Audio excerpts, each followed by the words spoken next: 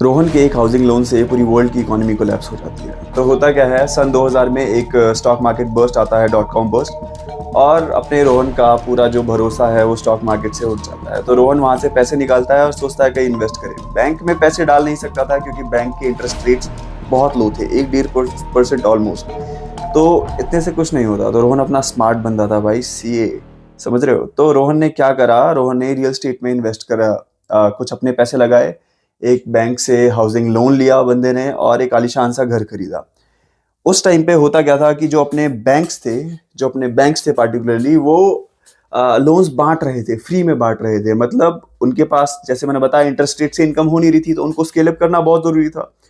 तो ये सब पता होते हुए भी कि रोहन के पास एक स्टडी जॉब नहीं है, रोहन के पास स्टडी सोर्स ऑफ इनकम नहीं है, रोहन की कोई क्रेडिट वर्दिनेस नहीं है, उन्होंने रोहन को लोन दिया। तो बैंक को पता था कि रोहन कभी भी लोन रिपेमेंट में डिफॉल्ट कर सकता है। तो वहां पे कुछ फाइनेंशियल इंस्टीट्यूशन आते हैं बैंक के पास और बोलते हैं कि देख भाई सुन, तुझे भी पता है, मुझे भी पता है, रोहन की क्रेडिट वर्दिनेस है नहीं, वो कभी भी डिफॉल्ट कर सकता है।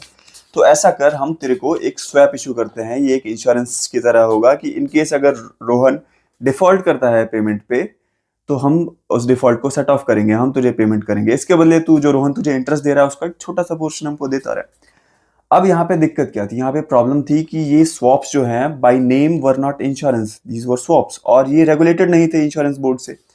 इसके चक्कर में इंश्योरेंस कंपनीज को एक कैपिटल रिजर्व साइड रखना पड़ता है, जितना वो मार्केट में इंश्योर करके आए हैं वैल्यू, ताकि इन केस डिफॉल्ट आता है तो वो सेट ऑफ कर सके, वो पेमेंट कर सके। पर ये स्वॉप्स थे, ऐसी कोई रेगुलेशन इनके लिए नहीं थी, और वही सबसे बड़ी प्रॉब्लम थी। अब ये जो इन्वेस्टमेंट बैंकर्स हैं और फाइनेंशियल इंस्टीट्यूशंस हैं, ये एक अजम्पशंस पे थे कि जो रियल स्टेट है वो नीचे नहीं जाने वाला, रियल स्टेट हमेशा ऊपर जाएगा। और इनकेस रोहन डिफॉल्ट करता है तो जो उसकी होम प्रॉपर्टी है, मॉर्गेज हो रखी है, उसको हम बेच के भाई पैसे दे देंगे तुमको। बट नो वन थॉट कि अगर रियल स्टेट नीचे गया तो, और ऐसा ही हुआ, रियल स्टेट नीचे गया, डिफॉल्ट बढ़ने लगे। और जब बैंक फाइनेंशियल इंस्टीट्यूशंस के और इन्वेस्टमेंट बैंकर्स के पास पहुंचा कि भाई पैसे दे दो, वो कहते हैं कि हम पे भी पैसे नहीं है, हम क्या करें। अब यहाँ से एक डोमिनो इफेक्ट चालू हुआ।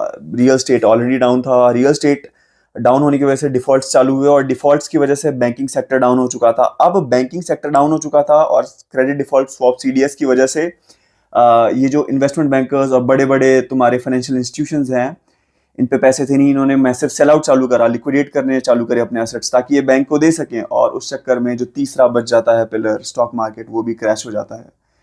It was, total breakdown of the economy, shattered into pieces, and that was the biggest recession in the history of America and maybe the world.